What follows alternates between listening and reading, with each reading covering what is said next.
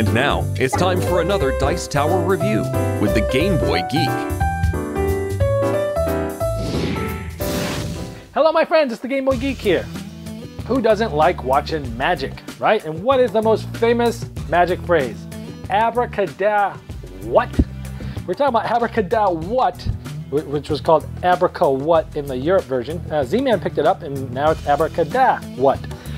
It is a game for 2 to 5 players, takes about 30 minutes. It is a light family version that has some deduction and some spell casting. You're trying to eliminate the other players or guess all of your hidden spells that you have in front of you. It's got deduction, it's got outward facing tiles, kind of like a la Hanabi.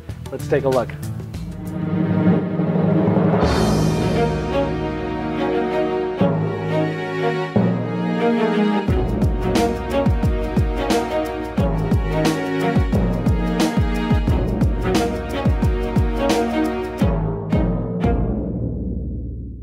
At the beginning, everyone gets to pick their color, and each color has a separate little artwork for their life tokens. Each player would get 6 identical life tokens of the color that they chose. So for example, I would get 6 of these blue tokens, and I would get 5 of these stand-up little compartments that would be facing away from me. I would not be able to see these. So this is set up for a 3-player game. These would normally also be stood up like this for players 2 and 3, but for each of the videos so that you can actually see them, I put them down. So we have 2 other players that each have 5 spells that we can see, but they can't see their own, just like I can't see mine. We have a board here with 3 players, 6 spells get randomly drawn, and the number that's on the spell goes on the number here. So we have numbers 1 through 8, there's 8 different spells. There's also 4 secret spells that you don't get to see unless special things happen. And then there's some other ones that are just out here that nobody has. What you're trying to do over the course of the game is get 8 points, and you get points by either guessing all your spells and getting them all removed, or by actually killing somebody else by making them lose their last life token. Let's show you how it works. Now when we look at this, again, we have 1 to 8. Spell number 8, there's 8 of them. Spell number 1, there's only 1, 2 2s, 3 3s, and so far out. So when we look at this and we look at the beginning of the board, 5 typically would have 5 spells, but we know that 2 of them are out here, so there's only 1, 2, 3 left. I know that the rules show you putting them on the left, but if you put them on the right, you can actually see which ones have more a lot easier. So right now we see that the 5th spell has only 3 left. But we can also see that this player has a 5 and this player has a 5. So we know that there's only 1 5 spell in all of the rest of the tokens. That means mine, the secret ones, and the ones aren't used. So there's a pretty good chance that I don't have a 5 spell, so I probably won't be calling that. So on your turn, you're going to call a spell that you think you might have. And then after that, you can either continue on going or stopping. Let's play this for just a little moment. So let's see, there's a lot of 8s and 7s out there. So let's say I cast spell number 7. So I look at my cheat sheet here that everyone gets one of these. I say 7 fireball. And then somebody, the player to my left, or my right actually, looks and sees if I have a 7 or not. If I do, he takes it, which is this one, the 7, and he places it on the 7. I've now got 4 more to go to win the round.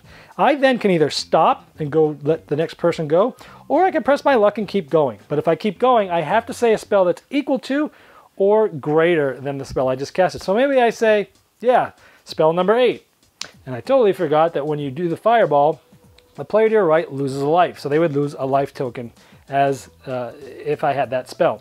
Player 8, spell 8, magic drink. And so we'd find out if I do have that spell, I can gain 1 life, but I get a maximum of 6 that I start with. So I say 8, yes, I have an 8, they put it here, boom, I would gain a life if I could, but I already have 6. And maybe I stop, it goes to the next players. If I get it wrong, let's say 3, I want the sweet dream. And they say, nope, sorry, you don't. I lose a life token, so now I only have 5 left. So when it's next player's turn, again, he can either claim a spell and keep going or stop when he wants to. Now let's look at these different spells do. The Ancient Dragon is cool. There's only 1 of them, it's super powerful. You roll the dice and all of the players lose that many life, and it goes from 1 to 3. This is the only spell where if you say that you have a 1 and you don't, you also roll the die and you lose that many life. Otherwise, you always lose 1. The Dark Wanderer, all of the players lose 1 life and you gain 1 life. with a maximum of 6. The Sweet Dream, you roll the die and you gain life according to the result. Ooh, I would gain 3 up to a maximum of 6. The Night Singer, you may look at one of the secret spells and place it in front of yourself. So one of the 4 secret ones, I could look at it secretly. Ooh, number 2, there's only 2 of those. And I would put it in front of myself like this so nobody could see it.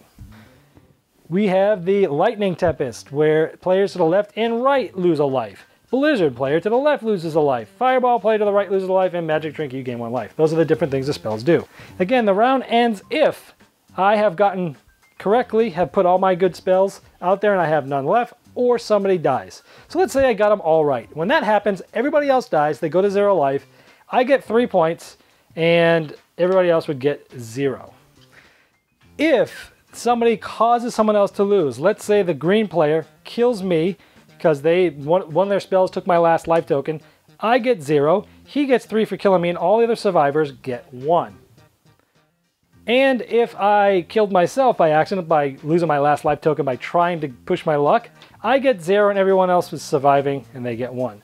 So typically, in summary, the winner usually gets 3 points, the loser gets no points, and survivors get 1 point. You play, after that round is over, you get all your life tokens back, you shuffle up all the tiles, you do the setup just like normal. For the 3-player game, we put 6 out there. We put the 4 hidden ones out there. Everything gets shuffled and redistributed like the game starts over. And this will continue until somebody has 8 points, and then that player is the winner. All right, there's Abraca. What a crazy weird name, by the way. So if you're looking for a family game that's light and has some deductive elements that, it's not rocket science, it's very light deduction, but you're looking around, you're seeing what things are there. I like how it has that sort of Hanabi thing where you can't see your own tiles, but you can see everybody else's. You can see what's on the board. Based upon that, you can see what are the probabilities of there being a certain spell, and that has the deduction aspect. I also like the other aspect where certain spells do certain things. So I'm sitting there, the player to my left has 1 life left, and I'm gonna go, but the spell that takes away the player's life to the left, maybe the odds aren't as good. Maybe there's only 1 spell left, and it's really, rare that it's gonna be in front of me, but it's not in front of anybody else. I might take that chance and push my luck to try to get that to just knock them out and win that round, even though the deduction and the probabilities don't act up. So it's got light deduction. It's got some interesting interactions. It's got, you get the spells going on, doing different things.